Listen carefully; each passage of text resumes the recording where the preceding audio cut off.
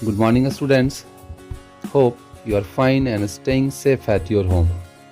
Students, in the previous videos, we had already discussed about layers of soil and types of soil. Students, now in this video, we will discuss about what does a soil contain. Students, soil is made up of tiny bits of rocks. It contains water, air, and bits of dead plant and animals called humus. Students, ये जो soil है वो rock से बने होते हैं और जिसके अंदर वाटर, एयर और डेड प्लांट्स और एनिमल्स के रिमेन्स होते हैं जिन्हें ह्यूमस कहा जाता है. Humus is formed when animals living in the soil eat dead plants and animal and mix them with soil. Students, how humus is formed? It is formed when animal living in the soil eat dead plants and animal and mix them with soil. And the color of soil where humus is present is dark brown. Students, जिस मिट्टी में, जिस soil में humus present होता है उसका colour dark brown रहता है. And students, it contain many useful nutrients which is needed by plant for their proper growth and development. इसे प्लांट को स्टूडेंट्स ज़रूरत होती है उनके प्रॉपर ग्रोथ और डेवलपमेंट के लिए. Now students, we will discuss all the components of soil one by one. So first is air. Soil contains air. Air is trapped in the space between the particles of soil. Students, मिट्टी में air कहाँ होते हैं? मिट्टी में air जो spaces होते हैं सॉइल के अंदर उन्हीं के बीच में होते हैं. To understand this, we have an activity.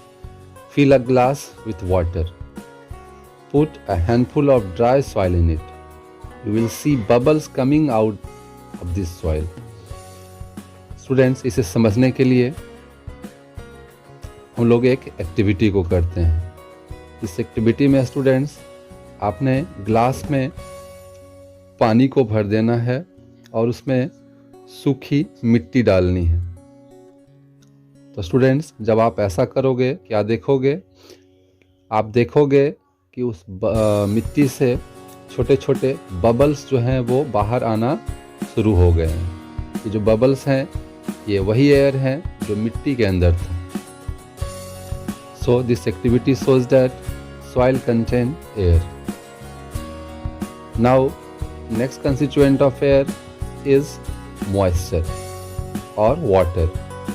Soil contain water also. The water trapped between the particle of soil is called moisture. Students, मिट्टी में पानी भी होता है और वो वाटर जो मिट्टी में होते हैं, मिट्टी के अंदर होते हैं, उन्हें स्टूडेंट्स लोग मॉइस्चर कहते हैं. To understand this, water contain moisture, we have a activity. Take a glass jar, fill half of it with soil. आपने स्टूडेंट्स एक ग्लास जार लेना है, उसे आधे मिट्टी से फिल कर देना है. Close it and keep it in the sun. इसे बंद करके स्टूडेंट्स आपको धूप में रख देना है. You will feel drop of water. This is because as the soil gets hot the water in it change into water vapour. Students, जब आप इसके ढक्कन को खोलोगे तो उसके ढक्कन के ऊपर स्टूडेंट्स आप पानी देखोगे. स्टूडेंट्स, ये पानी कहाँ से आया? तो स्टूडेंट्स, ये पानी वही था जो मिट्टी के अंदर प्रेजेंट था. जब मिट्टी स्टूडेंट्स सन में रखे, धूप में रखे स्टूडेंट्स, तो वो मिट्टी गर्म होकर मिट्टी के अंदर जो पानी था वो वाटर वेपर में कन्वर्ट हो गया और फिर जब ये वाटर वेपर ऊपर गया तब ये कंडेंस होके वाटर में कन्वर्ट हो गया. सो this activity shows air contain moisture. Now students, third things that a soil contain is living creatures, living beings.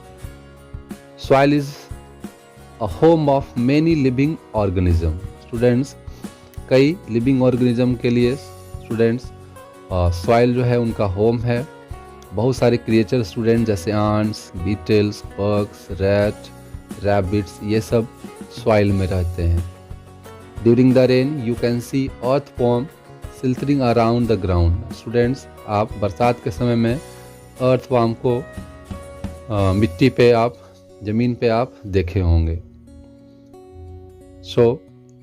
ये जो अर्थवॉर्म है या ये सब स्टूडेंट लिविंग ऑर्गेनिज्म है, ये सब मिट्टी के अंदर रहते हैं। स्टूडेंट्स, जब ड्यूरिंग रेनी सीज़न बरसात के द्वारा ये जो मिट्टी में पोर्स होते हैं वो फिलअप हो जाते हैं वाटर से, तब ये ऑर्गेनिज्म मिट्टी पे बाहर आ जाते हैं और उन्हें हम देख सकते हैं। One such germs can cause disease called tetanus. It enters the body through a cut or wound due to rusted iron object. Students, ऐसा ही एक डिजीज़ है टिटनस, जो कि जर्म्स के कारण, लिविंग ऑर्गेनिज्म के कारण होता है। और ये ऑर्गेनिज्म हमारे बॉडी में कैसे इंटर होता है स्टूडेंट्स? जब जंग लगे हुए ऑब्जेक्ट से कभी कहीं पे कट या वाउंड, घाव हो जाते हैं स्टूडेंट्स, तब ये उसी कट या वाउंड से ये जो जर्म्स है हमारे बॉडी के अंदर इंटर हो जाता है और ये डिजीज़ का कारण बनता है। एंड इस तरह के डिजीज़ को स्टूडेंट टिटनस कहा जाता है। So students, I hope you will learn all the concept very well. In the next video, we will discuss about soil erosion and conservation of soil. So till then, take care of yourself. Thank you.